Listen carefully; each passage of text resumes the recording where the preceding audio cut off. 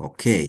So now, so now, if you want to do the revenue growth rates for the year 2021 and the year 2022, these are the approaches. So you choose one where you are comfortable with. Now, the first approach, let me come to the year 2021.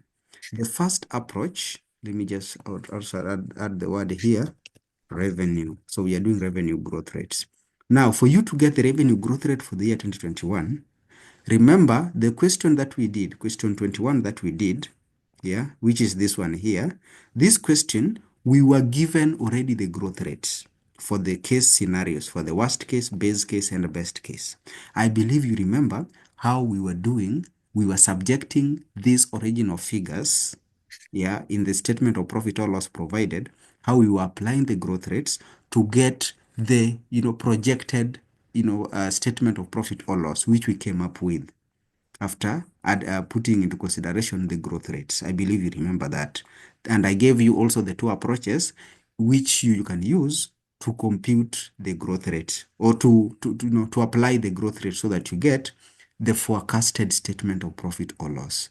I told you can either use the bracket approach where you say 1 plus the growth rate, and I believe you remember that you're supposed to log the growth rates when doing the forecasting of financial statements.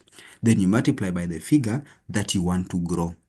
The second approach, which I remember telling you, is where you can add the growth rate onto the 100%.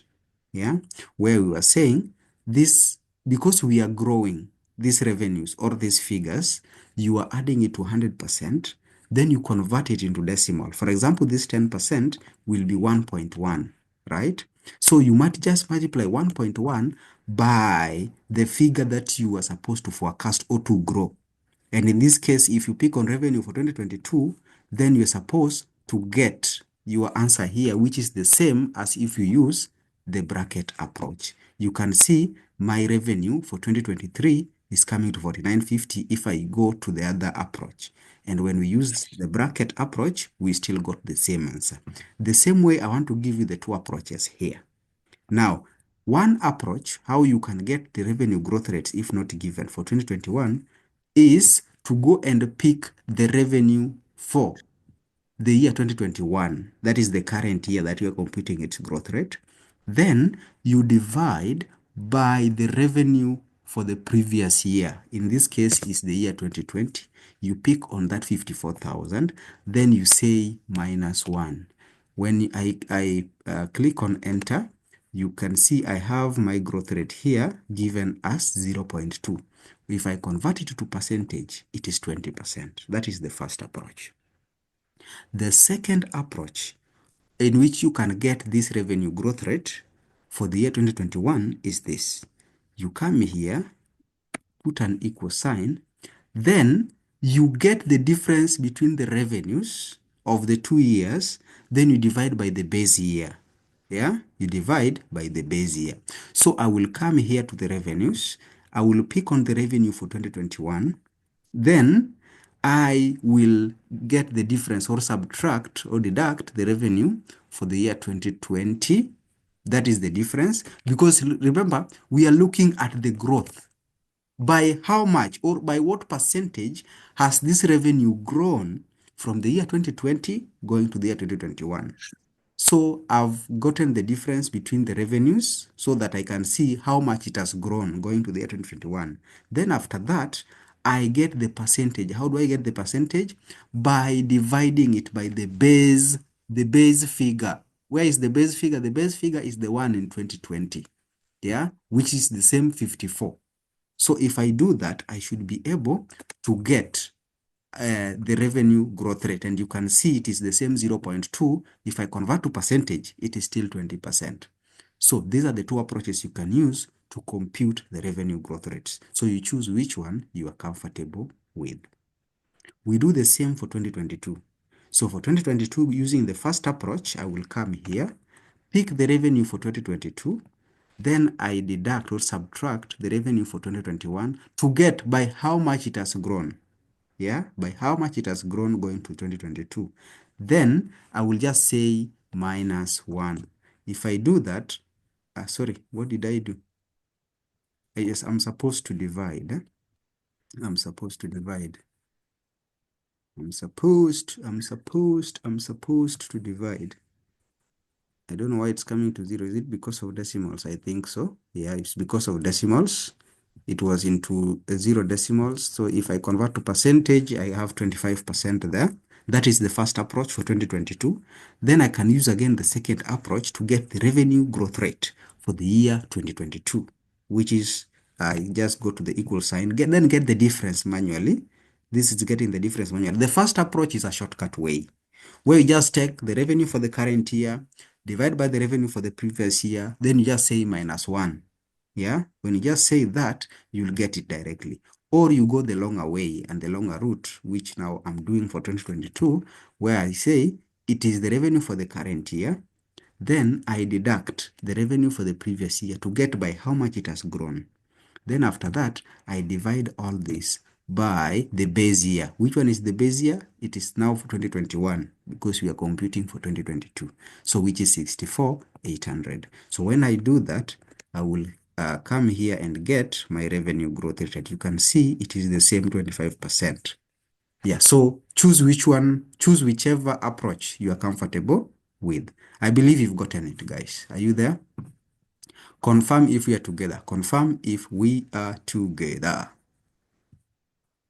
Ladies and gentlemen, are we together? I believe that that is a simple approach and we should be comfortable with it. We should be comfortable with it. Good. So we move to the next section. Okay, I see we are together here. Good. So we move to the next part. After computing the revenue growth rates, let's come to Roman number 2. Part B, Roman number 2. What is it asking? It is asking us to do 2 years cumulative average revenue growth rate for the year ended 30th of June 2022. 30th of June 2022. 2 years cumulative average revenue growth rates. Now, this was B Roman 1. So let's come to B Roman 2. B Roman 2. Roman 2. Now, coming to this part of cumulative average revenue growth rate. Cumulative average growth rate. Cumulative average growth rate. Now, here, I want to, there are various ways in which you can compute cumulative average revenue growth rates. It is a longer formula where you can borrow into the knowledge of computing interest, getting the principal and all that. Now, I want to give you a direct approach using an Excel function. Given that at this level, you already have the knowledge of advanced Excel. And having the knowledge of advanced Excel, we have to take advantage of these powerful functionalities that are being provided by Excel, so that we do not have to scratch our head so hard going to start remembering how you calculate the interests of a loan, how you do the principles and all that using the longer route, how to do discounting. Yeah, so that we discount and get the present values and all that. We are not going to go that direction because it is a very, very long route. But here, we have Excel function which will make our work easy and it will make this thing, we'll do it a bit faster. Now, what am I talking about? Now, there is a function in Excel called the power function. There is the power function in Excel that I would want us to take advantage of and use to compute this cumulative average revenue growth rate. So this is how you do the power function. The power function, it is equal, then you just type the word power. Let me do it in small letters. You just type the word power. Then you open a bracket. Yeah, you open a bracket. It is amount. You divide that amount by the principal. Yeah, amount divided by the principal. You put a comma.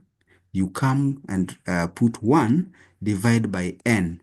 N now is the period. N stands for the period. When we input this formula, you're going to see what n is going to bring us. Yeah, because these Excel functionalities, they normally guide you what to input as you move forward. And it will be highlighted in bold so that you know what next entry you're supposed to make after making the previous one. You close that bracket and then you just say -1. This is a shortcut approach. It is an easier, faster approach, yeah, for you to get this cumulative average revenue growth rate. So we want to do that for 2020. What did they say it is for which years? They said for the year ended 30th of June 2022. Yes, we're going to do it for the year ended 30th of June 2022. So we come here and then we want to apply the same. Now, there are these elements that we are supposed to compute. There is A, and then there is P. There is the amount, and then there is the principal. Yeah. So I want to take you back to the statement of profit or loss that we were given here. This statement, we remember we are doing the cumulative average growth rate for the year 2022. Now, the amount in that our power function, that A, that capital A stands for the amount. Because we are dealing with revenue, revenue is sales. The amount that we are using is the 81,000. That is the amount in that our functionality formula. Then the principal is the initial, the base figure. Remember, we are doing cumulative average revenue growth rate. We've done a growth rate for 2021 in part A above, 2021, and then we've done also for 2022 separate. Now, we want to bring this revenue growth rate together for the 2 years. All the way from 2020 coming to 2022, we want to get one cumulative revenue growth rate cutting across the years.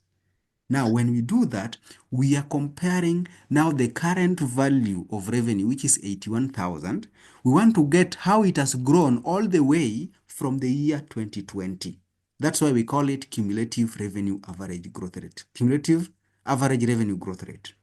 So, our principal, I've told you that this 81,000, the current revenue figure, stands for A, the current amount. Then now the principal amount, which is the base amount, is 54,000, the one for the year 2020, when this revenue started, the first figure that we were given. Those are the figures that we're going to use in this computation, this functionality. So let's come and do that. Let's come and do that here. So I've given you the formula. So all of us, I would want us to test it together. Go to your under the year 2022, because that is the revenue growth rate that we are computing. Come there, put your equal sign, and then you type the word power. You will see the power functionality popping up, highlighted in blue. Once it is highlighted in blue, you can pick it up through two ways. You can either double click on it, or you use the tab key on your keyboard. So I will tab. Once I tab, you see I've already picked up the formula. Then the first thing it is asking me is to input the number. That is the first thing that it is asking me to do, put the number. Now, which number is it? The number that I'm putting in here is the first functionality that I've given you here. You see the A over P, amount divided by principal, that's the number here. So come there and put amount divided by principal. I've given you that the amount in our statement of profit or loss should be 81,000. Then the principal is 54. That's what we are inputting here. That's what we are keying in here. So I will put there 81,000 and I'm dividing it by 54,000. That stands for the amount, the number part in this our functionality. You can see the functionality saying number. Then if I put a comma, you will see now the highlighting in blue, the dark highlighting goes now to the next section of the functionality, which is power. You can see that the power word is now highlighted. We are being guided by this formula. So what power are we talking about? Now, power, I want to ask you a question. For how many years has this revenue grown? That would give us the power, which is the number of years, the period, that is. That's where in our functionality we are saying 1 over n. N stands for the period. N stands for the period. So for how many years has our revenue grown to come to the current year of 2022? How many years? Can somebody tell us? For how many years has our revenue grown? From the year 2020 to the year 2022. Those are how many years? Somebody? Those are how many years? Somebody. Yes, I can see people saying 2. Yes. Now, the revenue has grown for 2 years. From the year 2020 to the year 2021, that is 1 year. Then coming from 2021 to 2022, that is the second year. So revenue has grown for 2 years. So that is our N. That is our N. So we follow our formula the way we put it in there, which is 1. We divide by N. N in our case is now 2. Close that your bracket. Then you just say minus 1. If you confirm that your formula, you're supposed to get 0.2247 and all those decimal places. But then, because it is a growth rate, we convert it to percentage. So I will just go there and select on percentage, then maybe put it into 2 decimal places like that. And I see I have 22.47%. Confirm if you've understood, and also you can be able to do that computation on your end. Please make sure you do it also. Some of these things require practice, and as you do it on your own, you get a better understanding of these concepts. Are we together there? Are we on the same page with everybody? Are we all comfortable? Are we all comfortable? Are we all comfortable with how to compute the cumulative average revenue growth rate? I've taken an easier shortcut route, and I believe this is direct and easy to understand, because I'm here to make it simple. I'm here to make it simple. Yes, Thitu, go ahead and ask. Go ahead and ask. Go ahead and ask. Somebody say the repeat. Mercy, tell us, was this Mercy really? This is Felista. Where are you lost? Where are you lost, Felista? GM, you want me to repeat? Okay. No worries. I will repeat. So long as I will repeat as many times as possible so that you understand. So let me just do away with it. Let me just do away with it. Now, what I said is, when we want to compute cumulative average revenue growth rate, we are going to use a simpler approach, which is called the power functionality in Excel. Now, when you want to use the power functionality in Excel, if you just click on any cell on that your worksheet, and you just you start with the equal sign, because that is what is telling Excel that we are about to put a functionality that is in Excel, that is configured in Excel. Then just type the word power. Once you type the word power, you'll see there is power, then there is IM power. Our interest is on the first power function. Yeah. Now pick that function using either the tab key or you double click, the one highlighted in blue. So I'll use the tab key. Once I use the tab key, I pick it up. The formula is active. Now, once it is active, it is asking us to input a number. Now, number here, in this function which I gave you here, I said power, you open a bracket, then A over P. That A is amount.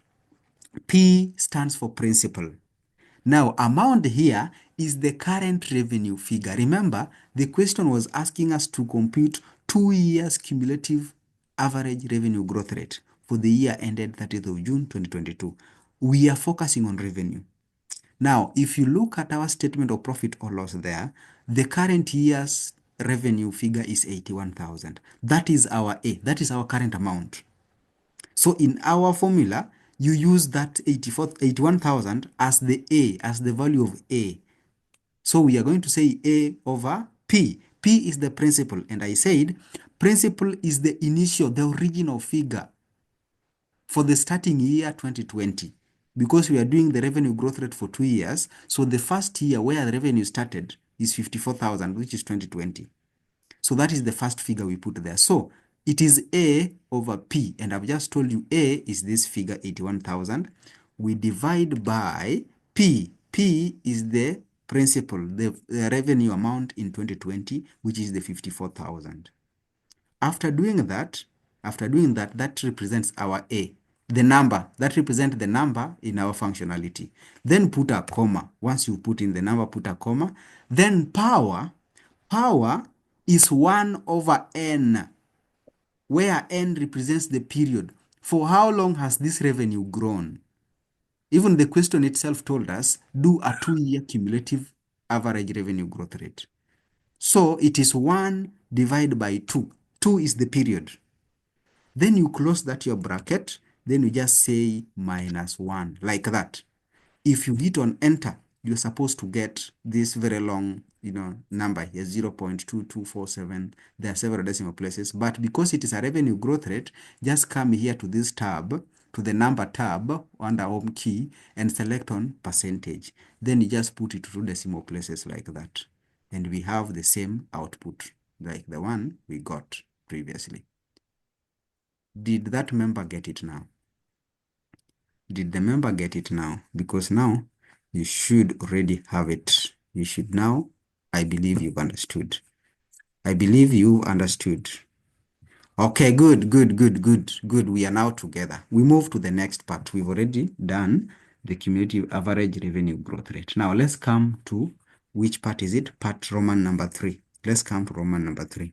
That is B Roman 3. B Roman 3. Now in B Roman 3, it's asking us return on equity for each of the 3 years. Then we are told to discuss our results. Return on equity. Now, how do we compute return on equity? Very simple. Now, return on equity, let me just initialize by saying return on equity. The way we normally compute return on equity is normally profit after tax. You divide that by total equity. That's how we are getting the return on equity.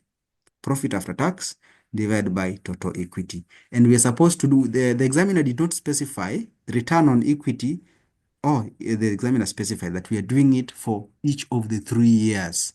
We are doing it for each of the 3 years. So if it is for each of the 3 years, what we come here and do is to put the years, which is the first year, 2020.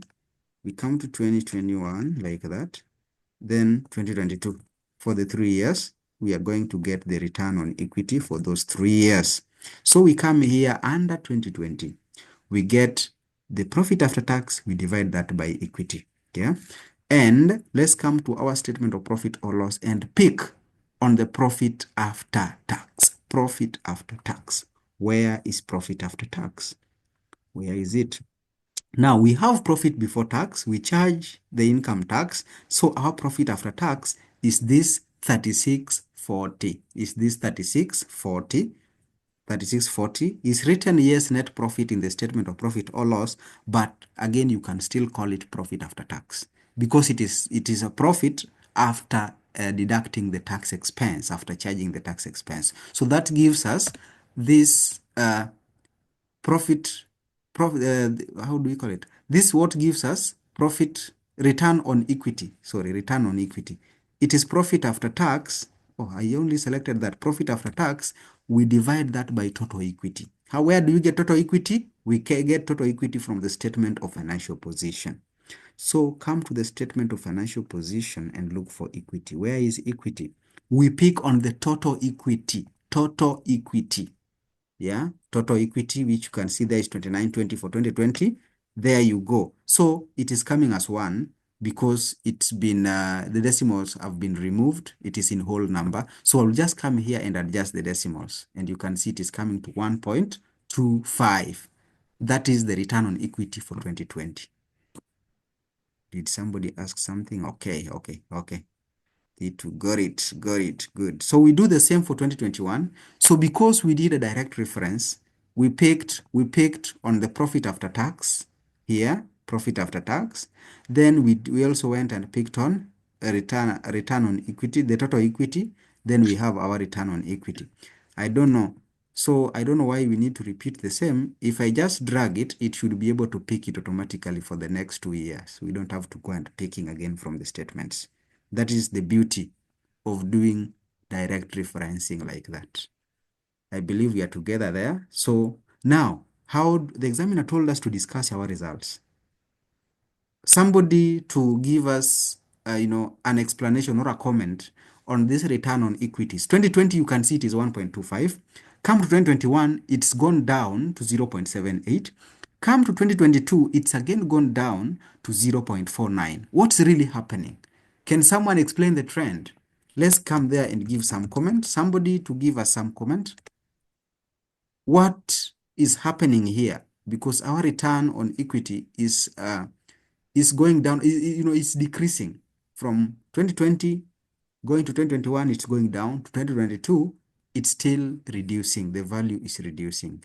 Can someone give a comment? What comment are we going to give here? What comment are we going to give? Somebody to look at the trend and give us what explanation do you think? What do you think is causing the reduction in the return on equity? Your explanation really depends. Look at the formula there. Return on equity is profit after tax. You divide by total equity. So I want you to look at the trend of profit after tax in your statement of financial, statement of profit or loss that is given, or the income statement. Then you compare with the total equity. As I speak, let me just go there so that we look at it. Now, I want you to look at our statement of profit or loss provided. The profit after tax figure we've picked is this one. You can see profit after tax is increasing. From 2020, it was 3640. Come to 2021, it is 10133. In 2022, it is 12429. Now, check on our total equity. Total equity, you can see it is 2920, going to 13053, then 25482. What explanation, what comment can you give?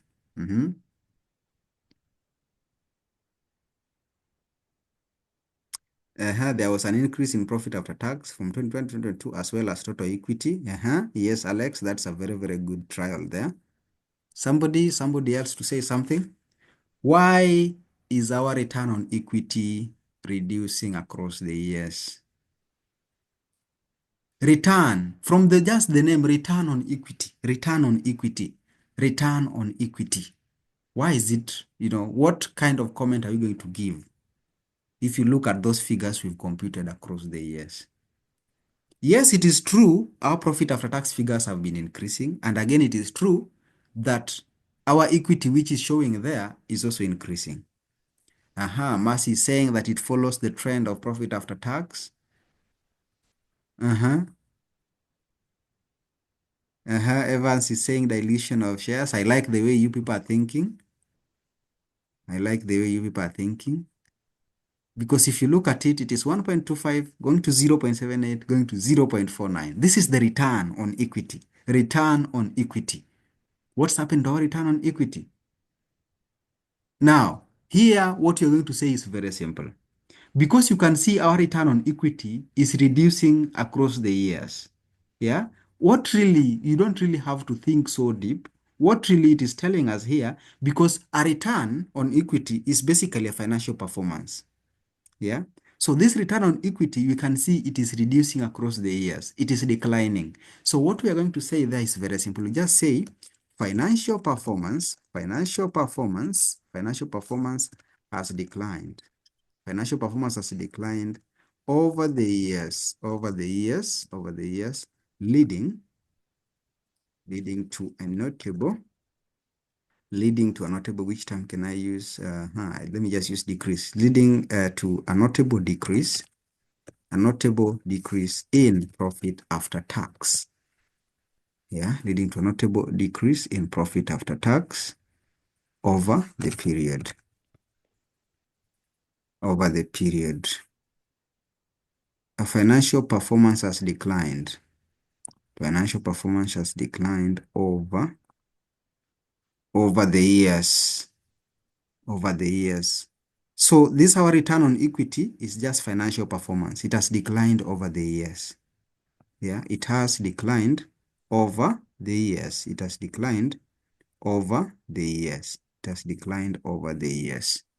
Good. So which other part is remaining? We come to that part B. We've already wrapped it up. Let's come to part C. So that we wrap up this question. It is telling us using the 2 years cumulative average revenue growth rate. Yeah. Someone is asking return on equity. Should it be expressed as a percentage or a number? Either way is okay, Juma. You can leave it as a number like that in decimals, or you can as well put it as a percentage. But then your interpretation of the percentages should also be should also matter a lot. Because if you convert it to percentages, you'll see that the first figure for 2020 will be more than 100%. Yeah. So you'll see that, let me just convert to percentage so that you can see what I'm talking about. You can see that our return on equity for the year 2020 is 125%. So really, it is okay. It is still the same thing. But even if you leave it as decimals, you are still okay. So you can either work with it as a percentage or decimal. Yes, percentage or decimal, it's still okay. It's still okay. But I chose to go with the decimal part. Yeah, it's still okay. Good. So we are going to the last part here, which is telling us, you see the cumulative average revenue growth rate which we got here. This one, where we used the power function, the 22.47. That is the rate that we are going to use to do a forecasting, yeah, to prepare a 1-year forecast of the statement of profit or loss for the year ending 30th of June 2023. Guys, do you know what this tells us? If you got it wrong, if you did not get it right here, in part B, Roman 2 here, if you did not get the correct revenue growth rate for the 3 years here, let me tell you, this part, the part C of the question, you lose all the marks. Now that is the problem. So that's why these questions are tied together, and it is normally a very dangerous trend. So that if you get it wrong here, if you miss it at this point, all your answers in this part C will not be correct, because it is the same rate that we're going to use. So we are going to do a forecast of the figures in 2022 for the next 1 year, so that we come up with a statement of profit or loss for the year ending 30th of June 2023. And we are going to assume that the vertical ratios of the year ending 30th of June 2022 apply for the year 2023 forecast, except depreciation and finance costs will remain constant. Remember that part. Depreciation and finance cost will remain constant. We are not going to subject them to any growth rate. Depreciation and finance cost, we are not going to subject them to any growth rate. So if I look at the depreciation figure for 2022, you can see it is 750. Then finance cost, where is finance cost? It is 9,000. These ones we are going to retain. We are not going to apply the growth rates. Yeah, so let's dive in and do it. Let's dive in and do it. This is part C. This is now part C of this question here, part C. Now, when we come to part C, we want to do a forecast from the year 2022, so that we come up with a forecasted financial statements, statement of profit or loss for the year 2023. That's what the examiner wants us to do there. Now, how do we do the forecast? I would want us to just bring over the elements of the statement of profit or loss the same way we had them, So I just want to do a reference there. So let me just come to the original statement given like that. So I would want us to do that forecasting like that. Let me just end at net profit. Then I pick the revenue figure. I pick the values from the year 2022, because that's where we are starting to do our forecast like that. So when I pick them to net profit like that, then I just bold the totals. So we had the gross profit. Let me just put that in bold. Then we have profit before interest and tax. Let me also bold it. Then we have profit before tax. Profit before tax also, let me just bold that. Then finally, the net profit. There you go. So these are the figures for 2022. We are supposed to prepare a forecasted statement of profit or loss for that year 2023. And we are going to use this one here, the growth rate given we computed in B Roman 2 above, to grow these figures so that we get the forecasted figures for 2023. The approaches are the same. And we can even go ahead and, put in the revenue growth rates here, the growth rates here. But remember, there was a statement given by the examiner. There was a statement which was given by the examiner, which I believe you should be able to read that part, where the examiner was talking about the vertical ratio, I don't know if someone really saw that part, the vertical ratio. Go to the statement of profit or loss here. And look, how do you compute the vertical ratio? How do you compute the vertical ratio? Can somebody give us a formula? How do you compute the vertical ratio? I don't know whether you've done, no, you've not done ratios in class. Forecasting of financial statements, there are the vertical ratios, and also you can also compute what is the other name of vertical ratio? Somebody. What is the other name of vertical ratio? Vertical ratio. What other term can you use to describe the vertical ratio? Yes, I know you've not done the forecasting of financial statements, but there are people who are attempting the paper either the second time or the third time or something like that. Vertical ratio can also be called, this vertical analysis can also be called common size. Then we also have horizontal analysis, which can also be called a trend analysis, can also be called trend analysis. So either the vertical or trend analysis, vertical or the trend analysis, that is the horizontal and the vertical analysis of this. So when we talk about the vertical analysis, you are looking at the revenue or the sales figure.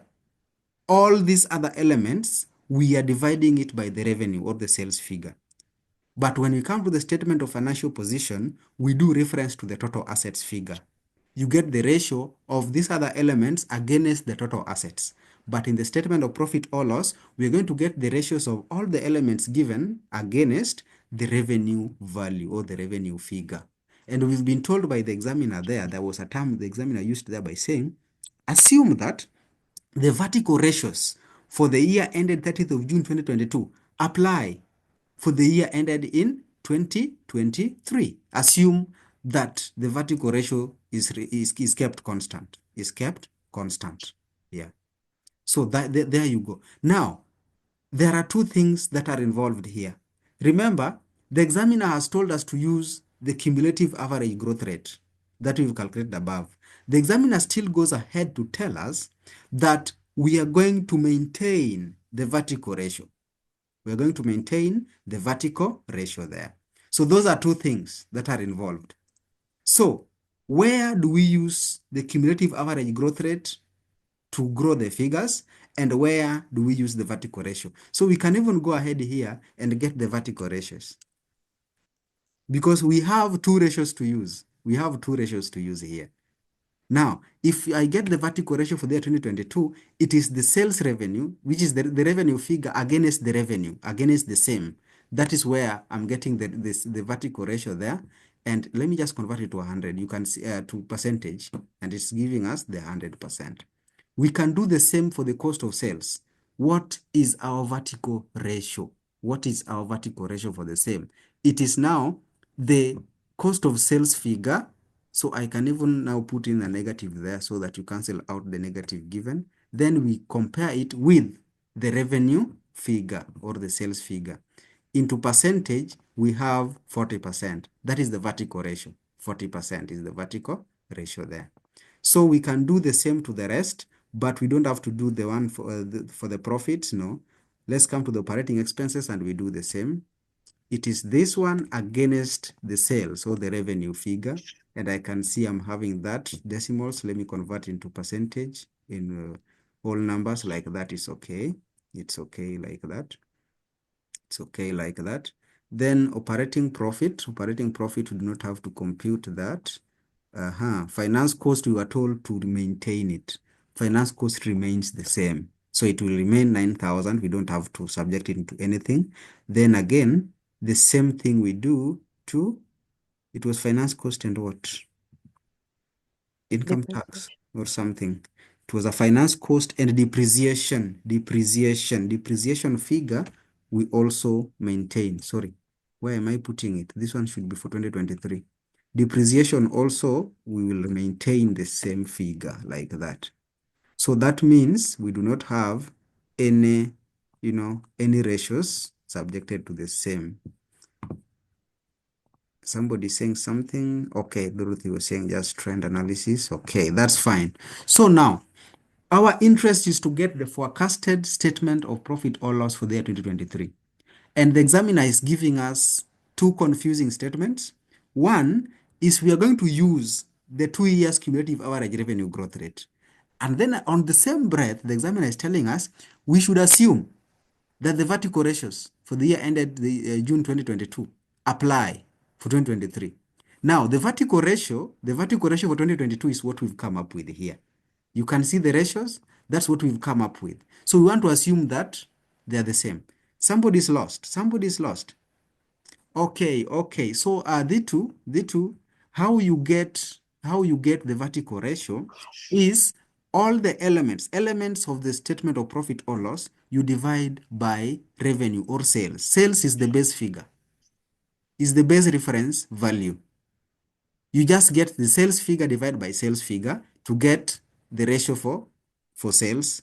Then when you come to cost of sale item, you just pick the figure for cost of sales, you divide by sales. Because our base figure is the sales or the revenue. You do the same for other elements.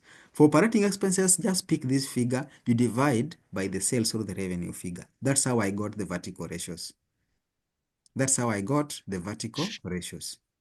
When you come to the statement of a financial position, normally when using the vertical analysis, you get all the elements of the statement of financial position. Like for example, in this case, if I want the vertical analysis for the PPE element here, I will just come here and pick the PPE element for 2020. Then I divide by the total assets figure. That is how you are getting the vertical ratio. If I put it to percentage, you will see it is coming to 57%. Then when I come to the inventory, these other figures, you'll use the same computation to get, but now the base figure remains total assets. In the statement of profit or loss, our base figure is sales or the revenue. So I believe you've gotten that trend. So that's what the examiner is telling us to keep constant. Somebody is writing on our screen. Somebody is writing on our screen. Somebody is writing on our screen. Uh-huh. Okay, okay, okay, okay. There we go, there we go. Good. So I believe that that is understood, and the examiner is telling us to maintain those ratios. The ratios that were in 2022 is what we maintain coming to 2023. So because of that statement which was added by the examiner, we do not intend, because now we are at liberty to either use these growth rates, this revenue average, the cumulative average growth rate that we computed, or we go with the vertical ratios, because you've been told the vertical ratios remain constant. Yeah. So really, I don't understand why the examiner is giving us those two conflicting information at the same time. The two conflicting informations at the same time, but it's okay. We will go with the vertical ratios. Being the last statement given, let's go with the vertical ratios. And we've been told finance cost will remain constant, do not change. Depreciation do not change. I believe we are together. Now, let's now apply these vertical ratios to get the figures, the forecasted values for 2023. Yeah. So this was just the total. I want to do away with the references which we did. The references which we did, I want to do away with them because I did a reference to the original figures. I want to do away with them by bringing just values here like that. Then I think I do not have the references done there like that.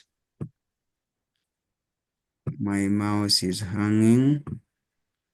Let me just redo it again like that.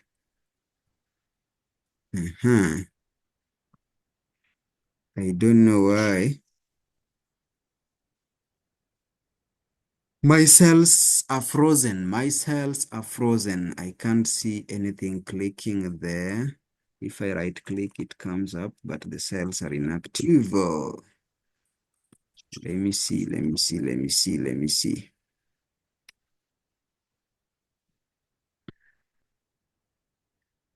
I don't know. I don't know why. Why? Let me test it side here. Ah, okay, it's back. So I think these are technical issues. So I think it's back. Good, it's now back. Now, let's now go ahead and I already removed my formulas where I did the reference. So we know very well that this one was just the net effect of these two here. The net effect of the two. Where was that? It is now this and this only. And then I just drag the formula there. Then when we come to the profit before interest and tax, it was the gross profit we subjected to operating expenses. Then we come to operating profit. So the operating profit also was the net effect of these two elements here, like that. Operating profit. So we have that. Then from operating profit, we deduct depreciation. We come to profit before interest and tax, like that. So what I'm doing here is simply just to set in the formulas so that we get the ones automated for 2023. Then, but really, these are aesthetics. You really don't have to waste a lot of time doing this. These are aesthetics. They're not being marked in exam, but we need to have the correct figures anyway. The totals are not marked, but we need to have the correct figures like that. So once I've done that, I want to use the vertical ratios that we've computed to get the projected statement of profit or loss for the year 2023, the forecasted. So I'll come here and use that approach because you already have the ratios. And by the way, these vertical ratios, you do not have to put them into percentage. You can take them back and put them as decimals. Yeah. So you can go and put them back as decimals so that you remove, the percentage part. You can just make them just be general numbers. Yeah. So either percentage or putting it the general numbers is okay. So even if you don't have percentage, do not even worry because the effect will be the same. So I will come here. Then I will pick on the figures for 2022 and I'm growing them directly with the vertical ratios given for the year 2022, which we are told to remain constant. And I will have, is it really that one? Is it really that one? Let me see. Let me see, because I'm seeing it is the same. Yeah, I think it should be the same. It should be the same. Is it? It should be the same. It should be the same. It should be the same. No, we are growing. We are growing. Let me use the bracket approach. 1 plus our growth rate there. Then I'm multiplying by that. I think that should be the way to go. Then I'm using the same for the for this cost of sales, just using the same approach. 1 plus the growth rate we are using, which is the vertical ratio. Then we just multiply by the figure of cost of sales in 2020 and there in 2022, and there I'm having that figure after putting it into consideration, the 40%. There you go. There you go, like that. And then we come to the operating expenses. We do the same. Somebody saying something. I got my growth rates 100% Zote. Oh, Nancy, I'm wondering why you got 100% Zote. Kindly check on the cost of sales line if you really picked on the cost of sales divided by the sales. Make sure you pick the element. Each element divide by the sales. Sales becomes the base value. Let sales be the base value. So just check if you are picking the base value, which is the correct value. Make sure you pick the base value in these computations so that you have the same. You cannot, if you have 100% all of them, then it means you are picking the figure against the figure itself. So if you come to cost of sales, it is the same 32,400, you divide by the same 32,400, the same way we did with sales. But ideally, the sales should be the best figure for all the computations. You pick an element, then the base remains the same. An element, the base remains the same. You can as well set your formula there. You can as well set a formula here by fully locking the base, which is the sales or the revenue figure. Then you divide by all these elements across. Yeah, so that's how we should be. Okay, good. So there we go. There we go. Operating expenses, we also were doing the same. It is 1 plus that. Then we multiply by the figure in 2022, which is that. And there we go. There we go. There we go. Like that. There we go. Like that. You got negative ratios. You got negative ratios because when you are computing the vertical ratio here, for example, this, you did not include the negative sign when picking the figure for cost of sales. You see that? If you don't if you pick the figure directly of 2023, you can see it was cost of sales was given as negative. Operating expenses was given as negative. Why? Because you are deducting. They were given as negative because you are deducting. Then operating, this depreciation was also given negative. So if you do not cancel out the negative sign, your ratios will come out as negative. That is the reason. That is the reason. Yeah, that is the reason. So check on the signs. It is just the negative sign that you did not cancel out. Good. So there you go. I think we remained, depreciation remained constant. Finance cost also was constant. There you go. Now, income tax, you are given a rate. If you look at what the examiner said that tax is assumed to be at 30%. So we come and compute our tax. Tax is 30%. So it is 30% of profit before tax. So you just put in the 30% of the figure of profit before tax for 2023. And there you go. Our tax figure there is coming as that 24,090.812, like that. So this gives us the net profit projection for the year 2023, like that. Are we together? You can go ahead and put a comma style for all of them to 2 decimal places, like that. And I think we are good. Are we together? Are we together? Are we together? Did you get how we are doing the forecasting for the year 2023? Though the examiner gave us 2 options in one. The examiner gave us 2 options in one, where first we were supposed to use the cumulative average growth rate. But then the examiner is going ahead to tell us, we assume the vertical ratios for 2022 will apply. Yeah, and that's what we've done. We've gotten the vertical ratios, and it is the ratios that we've used to come up with a forecast statement for 2023, because they're supposed to remain constant.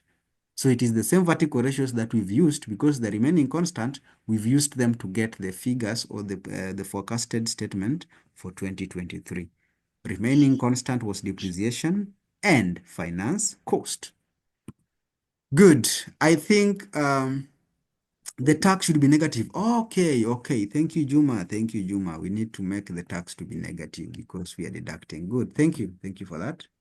Thank you for that. There you go. So I think that wraps up that section, and that finishes up that question that you are looking at. So we move, let's look at something. I can see it is 7 minutes past 6. We still have some time. We can do something. Let's move to question number 23 and see what we can do. Let's move to question number 23. Let's transition to the next question and see how far we can go. How far we can go there. How far we can go. Let's move and see how far we can go. Good. So if we look at this question number 23 on the same paper, this one is a section, I think this is financial management. Yes, this is a financial management question. And you know that financial reporting and advanced financial reporting, and then when you come to financial management and advanced financial management, those are compulsory sections that you have to compute. You have to tackle those questions. And again, management accounting is also compulsory, by the way. So onto the compulsory, we have 3 major applications of BDA, 3 major areas: financial reporting, financial management, and management accounting. Compulsory sections. You do not have an option. You do not have an option, but you have to tackle them. So let us look at this financial management part. We've done financial reporting part. So let's come to financial management and see what question we have here and how to go about it. How to go about it. Now, if you look at this question, we are told you are a financial management consultant in an investment firm. A potential client requests you to analyze an investment with the following features. The features have been given there. We have cost of investment, which is given there as 10 million. The investment pays out a sum of X at the end of the first year, and this payout, we are told, is growing at the rate of 10% per year for 11 years. Now, required. If your discount rate is 15%, calculate the minimum value of X that should attract the investor to make the investment. That is Roman 1. Roman 2, we are told to compute the respective NPVs of the investment if the discount rates were to range from between 10% and 15%. That is Roman 2. I think that is part A, Roman 1 and Roman 2. There you go. So let's see how we are getting the value of X, the minimum value of X that should attract the investor. That is Roman 1. Now, how do we go about this? Let me see. Very fast. Very fast, let's go there and divide our page into two, like that. Then very fast after putting in that, we go and see what the question brings for us. Let me just check on something here. Now, this financial management section, the question that is given there is a very straightforward one. And it is going to remind us, it is going to give us, yeah, you started this course by looking at basic Excel functionalities. You looked at the formulas in Excel. You checked on the what if analysis tab where you were told about the scenario manager. You did the data tables. You did, the other one is called what? The other one is called scenario. Let me just look at that. The data tab, what if, goal seek. I was forgetting the goal seek term. You discussed on the scenario manager, goal seek and data table. We are going to apply the same concepts to be able to help us get this value of X, for example. We are being told what is the value of X that should attract the investor in this case. Here, we are going to use the tools provided by Excel to be able to come up with that value of X. Now, the first thing to do is very simple. Let's have our summaries here, and we've been given the initial investment. Remember, we're in financial management, so you know how to do, how do we call it? In financial management, it's called project evaluation techniques. I believe you remember project evaluation techniques. And project evaluation techniques, there were discounted techniques and non-discounted techniques. I believe you remember that, where we had the NPVs, the IRRs, we also had the payback period, discounted payback periods, and those others. There are so many project evaluation techniques that you covered in financial management. So here, we are looking at this investment, and the investor is asking, what is the minimum that I can be able to get? Yeah, so that I can continue with this investment. Now, you should borrow the knowledge that you covered in project evaluation in financial management, both intermediate and advanced.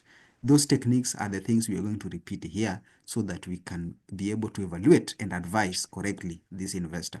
So we have initial investments, and the initial investment we were given there was 10 million. That is the initial investment, the initial cash outlay. We call it initial cash outlay in a firm. Let me just remove the decimals because it's a figure. Then after that, we were told that the investment pays out a sum of X at the end of the first year. So that is the starting cash flow. Yeah.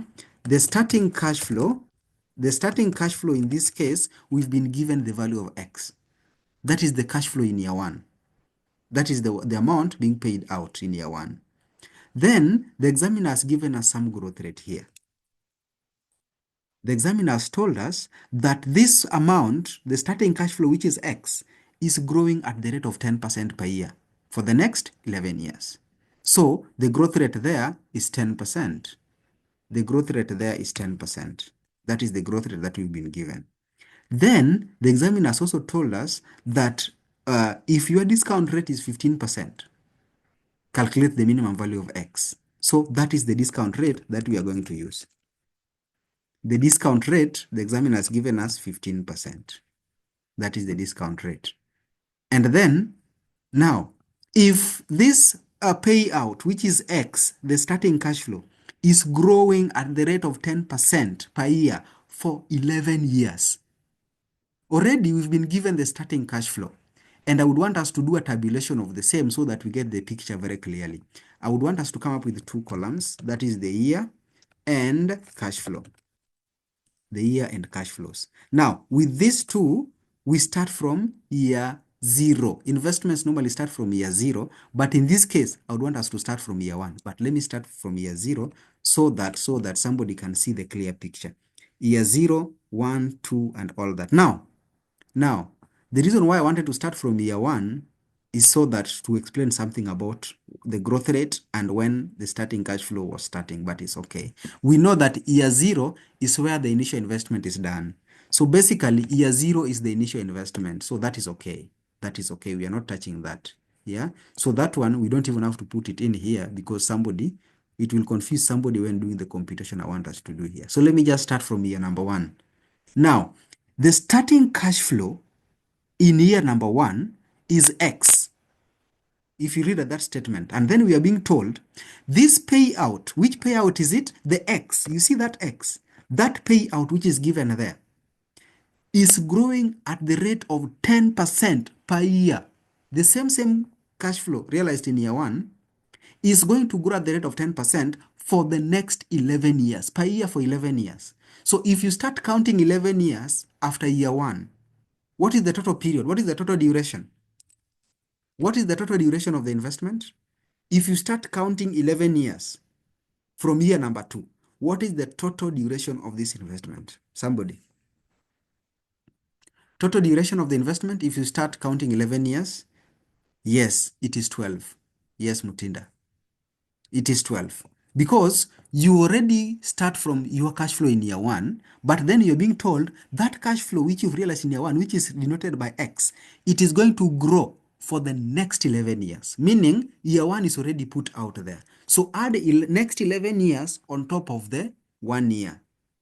And then now we realize that the total duration is 12 years. That is the total duration of the investment.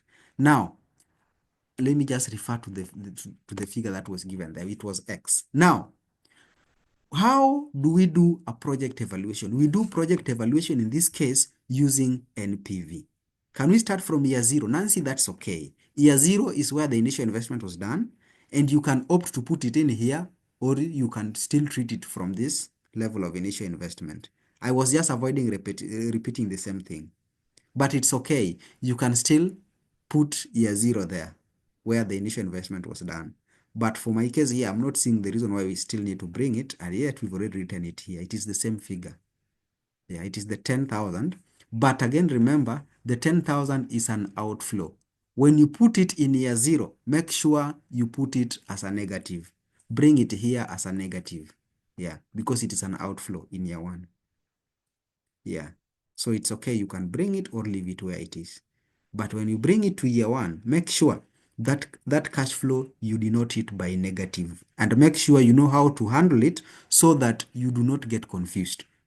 Yeah. So the project evaluation technique that we are going to employ here, so that we get the minimum value of X that should attract the investor. As an investor, even yourself, I know there are people here who are doing businesses and all that. As an investor, the worst you should accept and the worst you can accept is getting back your initial investment, even if you do not make any profit. But just get back your money.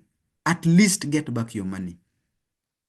You've not made profit, yes, but just recover your investment. That is the minimum that an investor will accept. Yes, so even if you're a business person, you put in your investment. The worst you should accept is at least just get back your money, even if you are not going to get a profit. Now, the technique that is going to really help us bring out this picture is NPV. We're going to use NPV. But before we go to the NPV part, let's get these cash flows. Because when computing NPV, you need the cash flow figures, right? Good. Now, how do we get the cash flow figures? That is the next thing. We have been told by the examiner that we are going to apply the 10% growth rate per year from the cash flow in year 1. We've been given cash flow in year 1 as what? Denoted by X. That is the cash flow we've been given. Now, from this cash flow, let us subject it to this growth rate here of 10% per year for the next 11 years. These are the 11 years from year 2 to year 12. These are 11 years. We're going to put this growth rate, subject it to the first year's cash flow, and grow it successively for the next 11 years. Now, we are going to use the same approach which we used before, where we are going to apply the growth rate. How do we do that? Now, we have cash flow for year 1 denoted by X. Come to the year number 2. It is an equal sign, open bracket, 1 plus. It is growth rate. We are growing the value. Refer to the cash flow in year 1. Which one is it? It is this X. And remember, we are going to get value error because X is not a figure. When working with Excel functionalities, you cannot expect to get a figure in that functionality if you are using an X. Excel do not recognize X as a figure, so there is no way it will give you the correct value. It will come out as a value error, but it's okay. That is something I want you to see there. So it is 1 plus, 1 plus the growth rate. Sorry, I need to start with the growth rate, not the cash flow. 1 plus the growth rate. And remember, growth rate is going to remain constant. So I would want you to go ahead and fully lock it. You know how to lock. Fully lock it. Then we are multiplying it by the cash flow in year 1, which is denoted by X. And I said we're going to get a value error because X is not a number. X is a letter. And you cannot get a value from a letter. It will come as a value error. So I will click on enter and you can see I'm getting that value error, which do not really tell us what's coming in there. But then I will still go ahead and autofill my formula, autofill my values to the end. With the value errors, it's okay. Now, how do we get to see the clear picture? Really, from these value errors that we have, we cannot say now we want to go ahead and get the NPV. The NPVs using the value errors. Your figure for NPV will not make sense. It will still come out as a value error. You get that? So what do we do so that we get to evaluate this project and get to see the figures? I want each and every one of us in this meeting to use different figures. I want us to choose different figures for the starting cash flow. Yes. Please let us use different figures for the starting cash flow. We were given the value of X. That is what we are looking for, yes. But it is the starting cash flow. Now, I want us to choose different figures. At the end of the day, we are supposed to get the same answer. Now, for me, I'll even choose 100. I want somebody to even choose 7 here. I want someone to even say 5. Someone can even choose 1,000,000. Someone can even choose 500,000. Someone can even use 11. Somebody can even say 1, just number 1, just like that. Please, let's use different figures so that at the end of the day, we confirm that we are having the same answer. Somebody can even go ahead and say 5. Please use a different figure apart from mine so that you can see the essence of this thing that we want us to do. Please choose any number, any number. For me, I've used 5. I expect somebody to use 7. I expect somebody to use 11. Somebody should even use 1,000,000. Somebody should even use 500. Somebody can use any number of your choice. Let it be random number. Yeah? Let it be a random number. Come up with that starting cash flow of your choice. But at the end of the day, the value of X for all of us will be the same. Are we there? I believe we are there. Please, after you've done that, whichever number you use as your starting cash flow does not matter. Let us use the same numbers. For my case, I've chosen 5 as my starting cash flow, and I've subjected that my 5 to the growth rate of 10% per year for the 11 years. And these are the figures I'm having here. They are not making sense, yes, but they're just picking on what I've chosen. If I could have chosen, for example, 150, it will still pick up the 150 and subject the same because I set my formula. Yeah, I can even go ahead and say, for example, 13.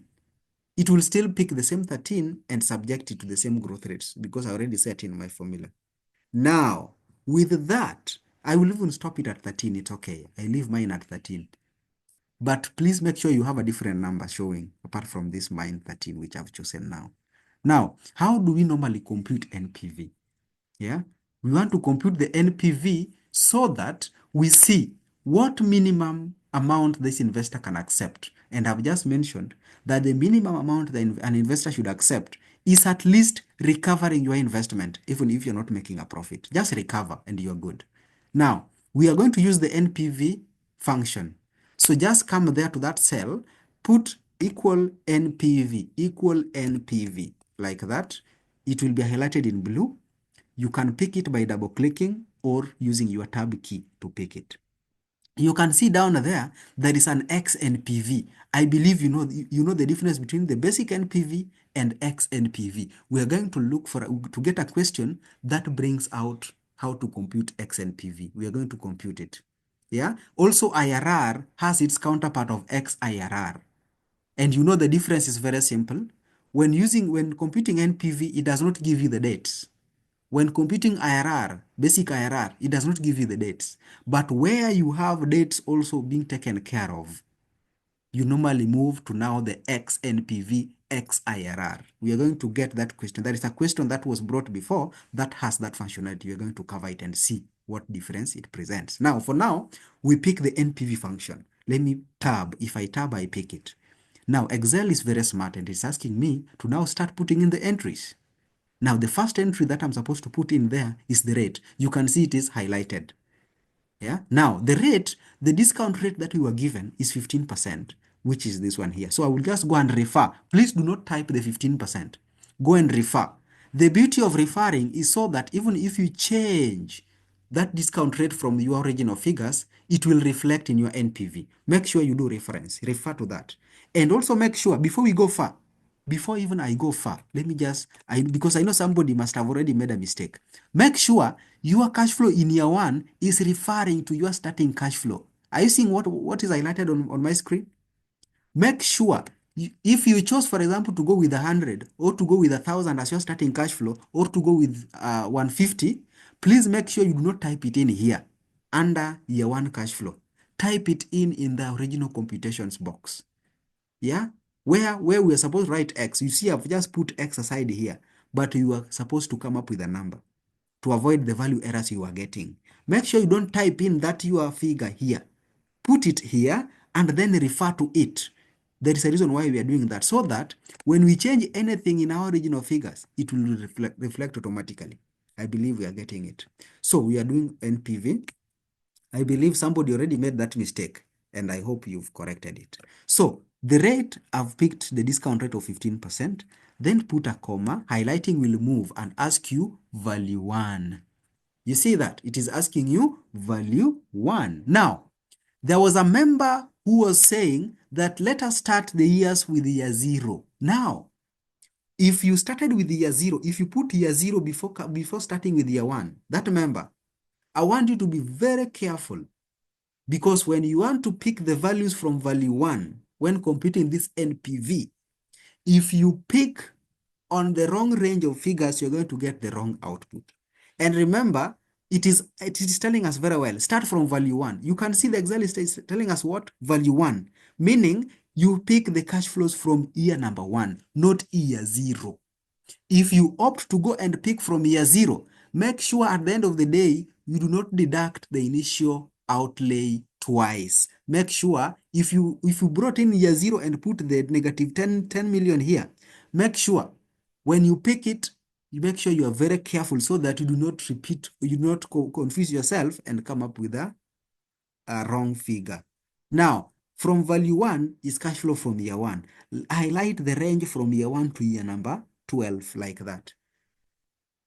Those are the values from year 1. Value 1, you can see it is saying value 1, value 2, value 3 in brackets. We are just picking that range. You can go and pick them one by one, but really there is no essence. Just highlight all of them. After you highlight all of them, just go ahead and close your bracket. Once you close your bracket, you remember how you are doing NPV? NPV is the total present value of cash inflows. You are comparing it or deducting the present value of cash outflows. In other words, it's called the initial outlay. The initial outlay. So we're going to deduct the initial outlay. Where is the initial outlay? Initial outlay is the 10 million which was given, the initial investment there. So I just refer to it like that. Then I have my NPV figure. Yeah, so I believe we are together there. I believe we are together there. For the member who started with 0, I believe you've gotten what I meant. Frida is asking, how have you gotten cash flows of the next years? Frida, to start with, because you are taking us a bit back, to start with, what I said is this. The examiner wants us to get the minimum value of X that the investor will accept. And the examiner gave us something like, the investment pays out a sum of X shillings at the end of the first year. Are you looking at that part of that statement? It pays out a sum of X at the end of the first year. Now, starting cash flow, the end of first year is the starting cash flow. So starting cash flow, you are given as X. That X. Mutinda is writing on our screen. Mutinda, can you check on your screen? Mutinda, check on your screen. Okay, okay, good. Now, the starting cash flow we were given as X. X here. Let me just type the word X there. Yeah. So the reason why I told you to choose any number of your choice is because if you put in here your starting cash flow as X, which actually is what we are supposed to look for, and you come and subject that value of X, the starting cash flow, to the growth rates that we were given. Can you see this, my formula here? It is, I was just subjecting to the growth rate, and I gave you the two approaches of doing growth rates, by the way. You can open bracket 1 plus the growth rate, close bracket, you multiply by the figure that you want to grow. Or you can add the growth rate of 10% on top of 100 to make it 110%. Then you divide by 100 to bring it to decimal. Then you multiply that your growth rate, which is 1.1 in this case, by the figure, the cash flow that you want to grow. Now, what I did here was I used the bracket approach. 1 plus growth rate, and I fully locked the growth rate because it is not changing. We were not told whether growth rate is changing. We were told this growth rate will apply per year for the next 10 years, for the next 11 years. You can see the next part. This payout grows at the rate of 10% per year for 11 years. That's why I fully locked it, because I wanted to autofill for the next 11 years without having to do the same thing all every year doing the same thing. No. Then I multiplied and I did reference to cash flow in year 1. And I believe you remember I also said shortly that make sure your cash flow in year 1 you refer to that cell, refer. Don't worry about the value errors that are showing here. The value errors are showing because our starting cash flow is not a number, it is a letter. We cannot get the correct values if we are referring to a letter. A letter in computation will give us errors according to how Excel has been configured. Now, the reason, Lewis, why we are guessing the value of X is because it is only going to help us compute and get the correct value of X, which is the starting cash flow. Now, Lewis, I challenged you. Please use any number of your choice. Use any number of your choice. I can even go ahead, for example, and use 23 in my case. And if I use 23, you see the value errors are gone because I've already put in a letter, a number there. For your case, Lewis, I want you to use any number. You can even use 101, any unique number of your choice. You can even go ahead and use the rand function, the random number function, to get any random number of your choice and use it. It will still be okay. Now, Lewis, at the end of the day, we are going to have the same answers, and I want you to test it. Lewis, I want you to test it, and you are going to see that our value of X, the starting cash flow, is going to be the same, despite us having to start with different numbers. Don't worry. Now, if I subject my case of 23 as a starting cash flow, this is the NPV I'm getting. And I've just mentioned to you that as an investor, the minimum you should accept is recovering your investment, even if you're not making a profit. Now, when you recover your investment, if there is no profit, that means NPV will be zero. NPV will be zero. As an investor, the best that should come to you is get an NPV of zero. Now, I want to take you back to the NPV formula. NPV, we said that NPV is the present value of cash inflow, of cash inflows. We normally compare it with the initial outlay or the present value of cash outflows. Present value of cash outflows is just the initial outlay. That is the NPV formula. Now, if you want to recover back your investment, meaning your cash inflows will be the same as your cash outflows, then that ideally means NPV will be zero, because NPV is the difference of the two. Now, if you have the same figure for present value of cash inflow, the inflows are the same as the outflows. What does that mean? NPV is zero.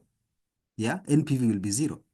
So if your present value, present value of cash inflows is the same as the present value of cash outflows, then NPV will ideally be zero. I believe that is something I don't even have to type. It is something that you all understand. Now, that is what we are going to look for. We want our NPV here. We want to take our NPV to zero so that we have to recover back our investment. That will give us a figure for the starting cash flow. Now, I want us to be keen because this is now the point. This is now the part I want you to get clearly, because if you don't get it here, you'll be lost. Now, for us to take our NPV back to zero, because that is when we are recovering our investment, our initial investment. We are recovering it when our initial investment is equivalent to the cash flows. And that means NPV will be zero at that point. Now, how do we take our NPV to zero? We are going to use what if analysis tool. And we are going to use what if analysis. Go to the data tab, go to what if analysis, and we are going to use this tool called goal seek. Now, we already know what we want our NPV to have. We want our NPV to be zero so that we recover back our initial investment. Now, to take back our NPV to zero, the figure that we are going to change is our starting cash flow. What starting cash flow are we going to have so that our NPV will be zero, which is the favorable, the favorable minimum value that we're supposed to get, or maybe to encourage us to continue this investment. Remember, you're an advisor. Now, go and pick the goal seek function. Now, which cell are we setting? It has three entries. It is asking you set cell, to value, then by changing what cell. Those are the three things that goal seek asks you to do. Now, goal seek is asking to set cell. Which cell are we setting? I want us to set NPV to zero. Come here and click on NPV cell. You see the cell where NPV is? That is the cell you want to set. I want us to do it together. Click on that cell. Have you clicked? I believe you have. Now, to what value? That is the next thing. Click on that cell where it's written to value. Now, to value, we want to take our NPV, we want to set it to zero so that we make sure our cash inflows, present value of cash inflows is the same or maybe is equal to our initial outlay. At that point, we are recovering back our investment. We are not making profit, but at least as an investor, the best we can accept is at least to recover back our money, but not lose. So our NPV should ideally be zero. We are working backwards. Now, if our NPV is zero, what cell are we going to change to take our NPV to zero? Our interest, what we are going to change is the starting cash flow. Come there and click on that cell where you have your chosen figure. I don't know what your figure is. Somebody wrote 100, somebody wrote 50, somebody wrote 11, somebody even wrote 2 or 1 or 8. Please just click on that cell where that your number is. Are we there? I want somebody to confirm by clicking OK. Then you tell me what your starting cash flow figure is. We should all have the same answer. We should all have the same. If it is not the same, then somebody did not do the right thing. I've not confirmed mine, but I want you to give me your figures. What value are you getting? Because when you click on confirm, we click on OK, Excel will compute backwards, take your NPV back to zero, then give you a figure, a strange figure as your starting cash flow. What are you having? What are you having? Aha. I'm seeing 120,946.8. Somebody saying 0.85. Okay, that is just decimal, number of decimal places. It's okay, rounding off. Okay. Irene is having 12,094. 0.6685, 1209, 467, okay, 1209, 466.847. So basically, I'm seeing you guys giving me the same answers. Now, for the member who was asking, Lewis, yes, it was Lewis. Lewis, I want to see, what is your answer, Lewis? From whatever figure you guessed, from whatever figure you put in there as your value of X, I want Lewis to tell us, what are you having? Lewis, what are you having? What is your figure? Are you also getting the same as what these good members are displaying or showing there? Yes, Cynthia is also having 1209,466.85. Where is Lewis? I'm still looking for Lewis. Lewis was questioning why we are using a different figure, and I just want to confirm to him that, yes, good. That is nice. You can see, Lewis, whichever figure you chose for value of X, you'll still arrive at the same answer. So let me also confirm mine, if mine is also showing the same. So if I click on confirm, Excel is computing, doing computations, and then, wow, there it is. So I'm having my figure. If I put the comma style there, I'm having 1209,466.85. Now, depending on the rounding off that you choose to go with, I can even go with whole numbers. Do away with the decimals like that, and I'm having 1209,467. Now, don't you see our NPV is back to zero? Now, when our NPV is back to zero, then it means we are not going to make a loss, but we are going to recover our initial investment of 10 million. And that's why our starting cash flow has been set to that figure. That is how you are supposed to answer Roman 1 of this question. Are we together? Are we together, guys? Are we together, guys? Are we on the same page? Somebody to confirm if we are all having the same output. I hope we've not left somebody behind. I hope we have not. Good. I'm happy we are together there. I'm happy we are together there. So we have used GoalSeek to be able to get the minimum value of X.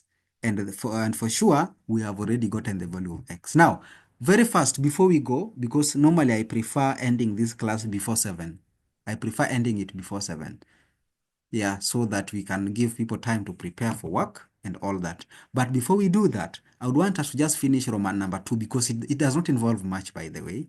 We are going to still use the same what if analysis tab, but we've used, if you go to the what if analysis tab, we've used GoalSeek. There is this other tool called data table, which is going to help us to get the part Roman number 2 of this question here. The reason why we are going to data table is because we have more than one number changing at the same time. You can see the discount rates. It is in a range between 10% and 15%. They are all changing at the same time. You know very well that GoalSeek is used only where one figure is changing. One variable is changing at one particular point in time. Then you use GoalSeek. But where you have more than one variable changing at the same time, you can either go and use scenario manager or you can use data table. In this case, because we do not have to, scenario manager has various scenarios, but in this case, we only have one variable changing. Where you have one variable changing, more than one variable changing at the same time, it is advisable to go and use data table. We cannot use GoalSeek there. GoalSeek was only used where only one variable, which was the NPV, which was changing. Yeah, one variable was the starting cash flow. Sorry, that's what we were changing. And the effect was on the NPV. So I want us to go and do part 2 very fast before we end this class. Now, Roman number 2. I also want us to do this together because it is also a very interesting concept. And if you be keen, you'll realize it is very easy. Now, let's look at the question. The respective NPVs of the investment, that's what we were supposed to get, if the discount rates were to range between 10% and 15%. We have a range of NPVs, a range of discount rates, and we want to get the effect on NPV. And I've just mentioned to you that where more than one variable is changing, we can go ahead and use data table, or we can still use scenario manager. I want us to start with the data table because it is a very easy concept. Before we will try again, use the scenario manager and see how scenario manager can also be used to handle the same. It can handle the same. Yeah, so let's come here, down here, and say you have our discount rate. Discount rate is the same as cost of capital. I believe we all know that. Then we have NPVs. It is NPVs that we are looking for when our cost of capital, so discount rates are changing. Now, what is the range of change of our discount rates? We are told here, discount rates are changing between 10 and 15%. So I will come here and write 10%, 10%, and we go to 11%, all the way to 15%. You can use the series functionality if you can, but because we are not dealing with many numbers here, we just type the 2 and then we autofill the rest. Now, we want to get the respective NPVs when the cost of capital of the discount rates are ranging or changing from 10 to 11 to 12 to 13 and all that to the end. Our interest is to get the NPVs when these changes are taking effect. Now, somebody somewhere will sit and start changing our original figures. Somebody will come and say, now, NPV, when our discount rate is 15, NPV, now you can see it is 0 if you go with our starting cash flow, which we've computed. Somebody, you can even go ahead and start doing it one by one. Now, what is the NPV? If our discount rate now goes to 10 from 15, I come here and type 10. If I type 10, I want you to look at the NPV box and I click on OK. NPV is coming to that figure. You can see that. Now I've changed the discount rate from 15% to 10%. Now I have my output of NPV. Someone will go ahead and do this and then you copy You copy the NPV figure and you write here, next besides the 10%. And then you go to 11%, you say, what if now our discount rate turns to 11%? You do that, you again come and pick the value of NPV that is already computed there, then you copy it besides this 11%. For how long are you going to do that? For how long? What if you're given a range from 10 to 50%? As an advanced Excel student, you're not supposed to do that manually like that. Take advantage of the functionalities and the powerful tools given by Excel to automatically compute these things. Now, I will take my original figure back to where it was. Our default discount rate was 15%. And that's where you can see our NPV is showing 0. It's okay. That's where it was. Now, how do we get the range of NPVs automatically, just one click away? For all of them, even if you have a very long range, whatever I said first, when someone is just changing manually one by one, you'll still have the same output. It will be okay. It will be correct, fine. But then a question will come, if at all you have a very long range of numbers, will you be able to do that one entry at a time? You're wasting time. And because you're in an exam, time is of essence. Time is money.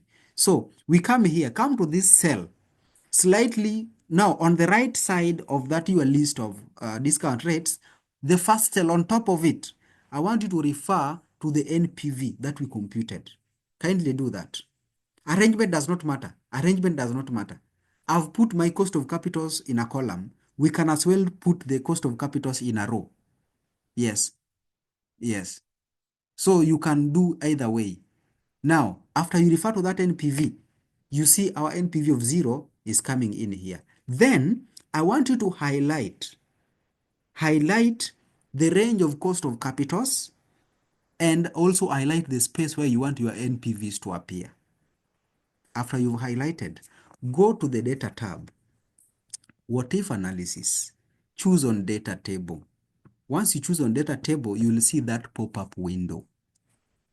Are we there? I hope we are there. Make sure you are there with us, because this thing, you should also have the same output as we do it together.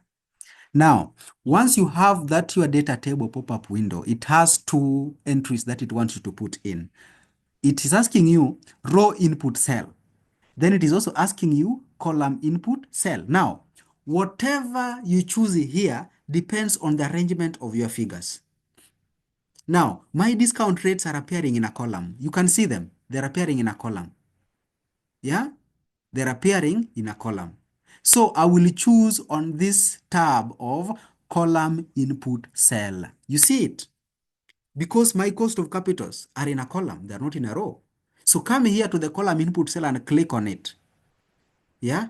Now, the column input cell, you after clicking on it, then go and choose on which output you want. Which output do you want? Which output do you want? The output that we want here is the NPV values. NPV values. NPV values. That's what we want. Now, what are we having listed in that column? We have our discount rates listed in that column. Now, go to your original tabulation and choose on the discount rate that you used. The discount rate, the default discount rate, that gave us this NPV. It is 15%. Go and click on that 15% under the column input cell, because our range of discount rates are in a column. And it is the default discount rate that we are choosing, we are clicking on. Are we together there? After you've confirmed, you've chosen, or maybe you've done reference to that discount rate in the original computation, just come and confirm by saying, okay, you should have your NPV values auto-filled like that.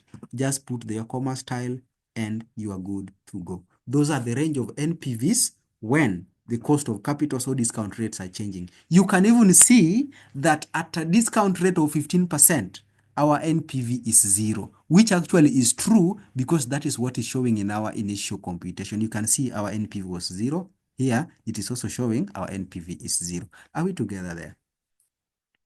Catherine, what did you not get? What did you not get? What did you not get? Catherine, what I said is very simple. I will still go ahead and delete them. It's okay. We are here to understand. Now, Catherine, do this.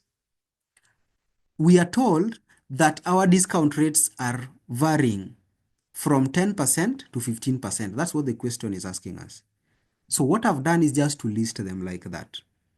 Yeah, to list the discount rates. Now, I can even go ahead and even change the alignment. I want to change the alignment. How do I change the alignment? I will use the transpose functionality. Now, if I use the transpose functionality, I've changed the alignment of my cost of capitals like that. And now you can see they're aligned in a row. They're aligned in a row like that. So once I change that alignment now to appear in a row, now I say these ones are my discount rates, for example, or my cost of capital. You can even use the word cost of capital. Now I want to get their various NPVs. I want to get their various NPVs when the discount rate is changing from 10 to 11 to 12, all the way like that. I want us to do these things at the same time, the two of them at the same time, so that you know which input cell to go for. Now, I want also to refer. So the member who was asking, make sure you refer to our NPV figure in our original computation. That is our reference point. Now, once you list your cost of capitals, then on the first cell where you want your NPVs to be auto-populated, make sure you refer to that NPV value which you computed above. After that, let me just separate these two so that the difference can be seen clearly. Sorry, it's not that one. It's not there, it is here. Let me separate the two. I want somebody to see clearly the differences between these two alignments. I've transposed this one to come up with this arrangement.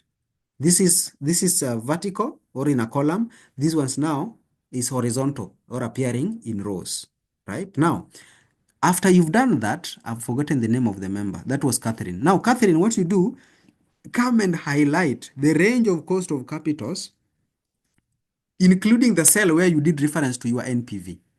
Go to your data tab, go to your what if analysis, click on data table. The pop-up window will be there. Then it's asking you row input cell and column input cell. Now, my cost of capitals are appearing in a column. So I will go to the column input cell window.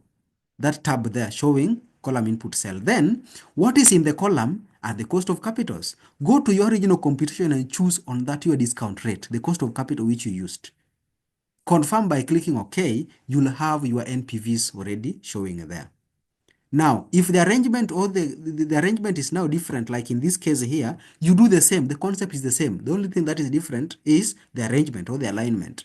Come here and select the range of your numbers, like that, the cost of capitals, and make sure you include the cell where you did reference to your default NPV above. Go to the same data tab, what if analysis, data table. Then remember, now I've changed the alignment. My cost of capitals now are not in a column, they're in a row. So I will not go to column input cell. I will use the row input cell. Now in my row, what is there is discount rates. Now I will go and pick on my discount rate which I used to calculate the default NPV, which I've done reference to here. So my row input cell is having discount rates. And where is my default discount rate? It is 15. I will pick on it. When I confirm, it will auto-populate my NPVs for me. And you can see the NPVs showing there. Let me just put a comma style. The NPVs are the same. What I've gotten in this arrangement, they're all the same as what I have in this arrangement. I believe now you've gotten it and we are together there. So guys, I see it is 6:53 and I would wish to stop there. We pick again some other time. Let's meet again tomorrow so that we finish up on the remaining sections of the question. I hope that you've gotten something. Thank you and have a good day. Have a good day.